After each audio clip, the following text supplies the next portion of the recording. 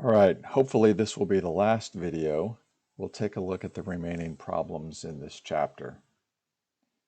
All right, here we're going to do another problem where K is significantly larger than 1. So I've got 2NO plus chlorine gas reacts to form 2NOCl. Kp is big. It's 2,500. Okay, so we start with 4 atmospheres of NO, 1.9 atmospheres of chlorine, and we want to know what the final concentration of NOCl is going to be. All right, really for all the gases, but specifically NOCl.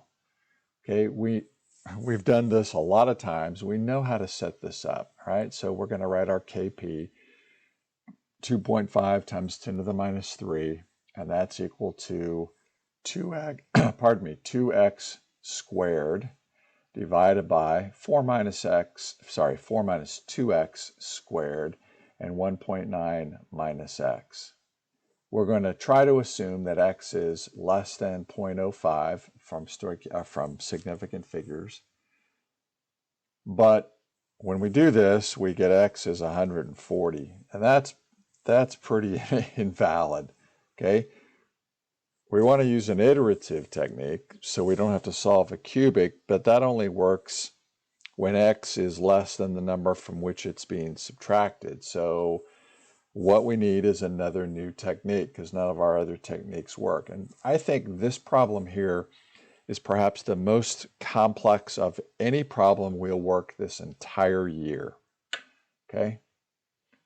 So since K is so big, we're going to assume that it goes to completion. It doesn't, but we're going to say, hey, it's pretty close to completion. Now, that makes chlorine my limiting reagent, right? So at equilibrium, I'm going to have, or at completion, I'm going to have for NO 4 minus 2 times 1.9, which would be 0.2 atmospheres. For Cl2, I'll use it all up, I'll have 0. And for NOCl, I'm going to produce 0, which is my starting number, plus 2 times 1.9, or 3.8. Right? Now, this is really an equilibrium reaction. It's not a completion reaction. But if I use this trick, I can sort of start from the other side and work my way backwards. Okay? So when I do that, I rewrite my reaction. This is the rewrite. All right, but now I can say that Kp is 2.5 times 10 to the third, and that's equal to 3.80 minus x squared divided by 0.2 plus x, quantity squared, times 0, my starting amount, plus 0.5x. All right, now, let's assume that x is less than 0.005 from sig figs, and this reduces my equation to this. Now, here's the muddy part. In the book, the author only writes 3.80. He does not write 3.80 minus x squared. He leaves off the squared. I think this is an error on the part of the author. Because if you include the squared factor, which is what the equilibrium suggests that you should do, you're going to get a different value for x. You're going to get 0.289. And when he does it, he gets 0.076. I've checked the math. 0.076 is indeed what you would get if you leave off the squared term, or if you don't square the 3.80 minus x. But I think that that's a mistake. I'm going to include that, so now I get 0.289. Now I can use an iterative procedure, and this is going to take a while. I'm not going to do all 12 iterations, but when you do, this ends up being 0.11. And that's why I think this problem is the hardest one in the entire book, because I think the author unintentionally made a math boo-boo that makes the water pretty muddy, you got to use 12 iterations to get to a non-changing answer. And you finally do. So you get 0.11. Again, I'm not going to require you to do a problem like this. I just want to demonstrate that it works. All right, this does work when KQ is greater than about 100. So you got to have a pretty big equilibrium constant.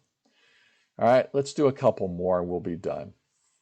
So here I've got 2Cl plus 2HO goes to form 4HCl plus O2.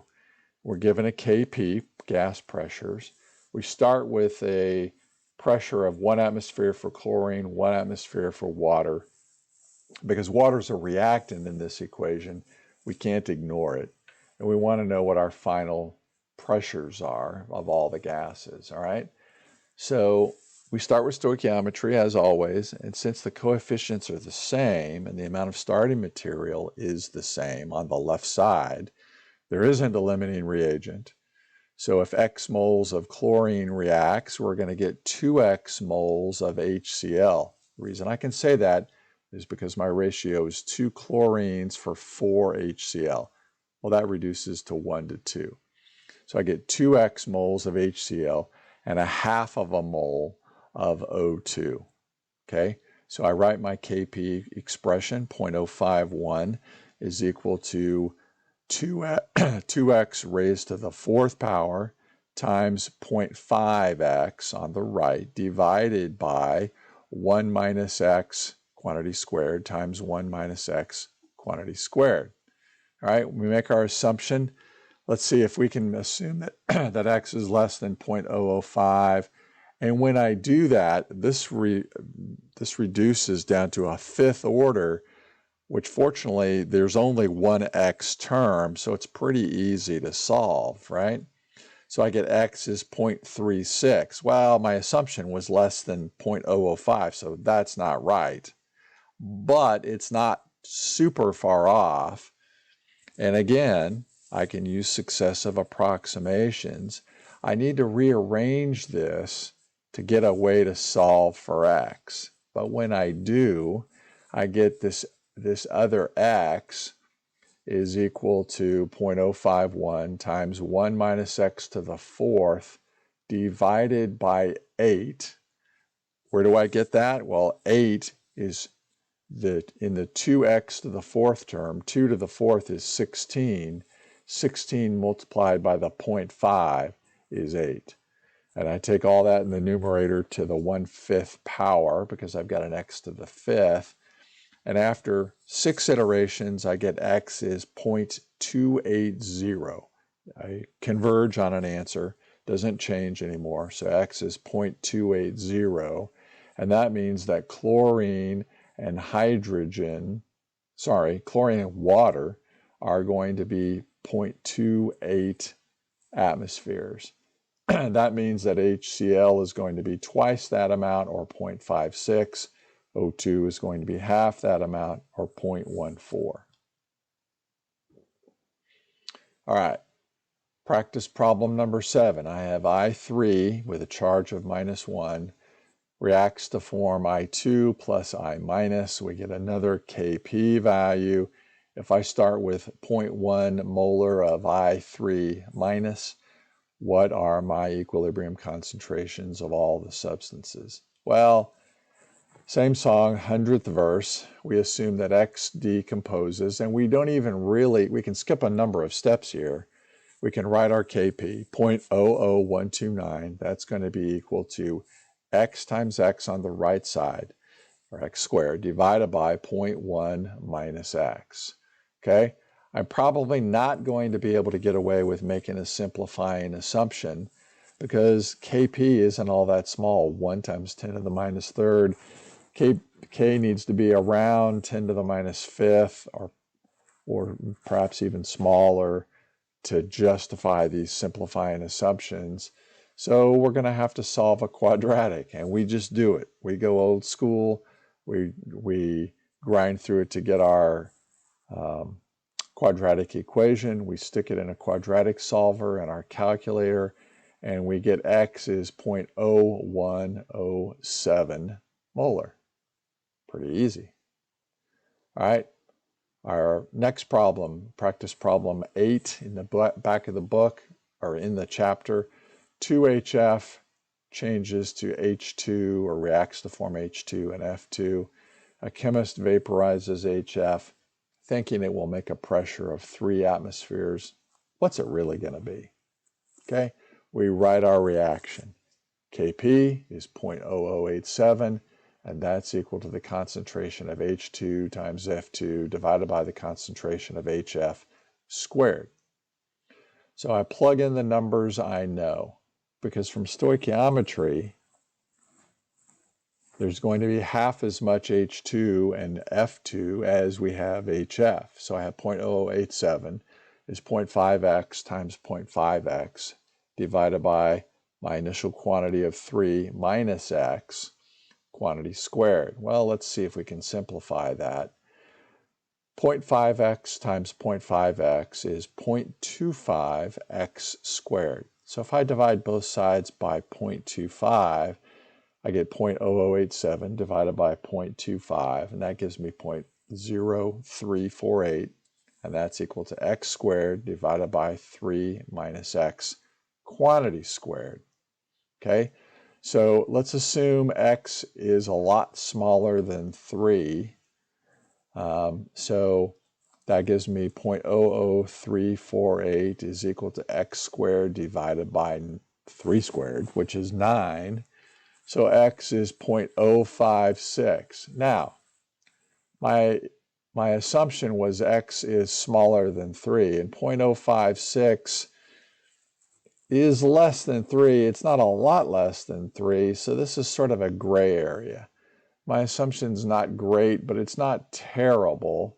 But I could do this with a quadratic, right? I don't have anything weird like a third or fourth or fifth order equation with x terms.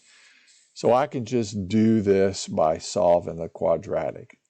So 3 minus x, quantity squared, is 9 minus 6x plus x squared. And so I can kind of do a little bit of 10th grade or 9th grade algebra, solve for x, rearrange it, solve for x. I get x is 0.47. Okay, when I did this, I got 0.56 originally. X is 0.47, not far off, probably worth making this, or doing this with a quadratic because it's enough different. I think this would be a better approach.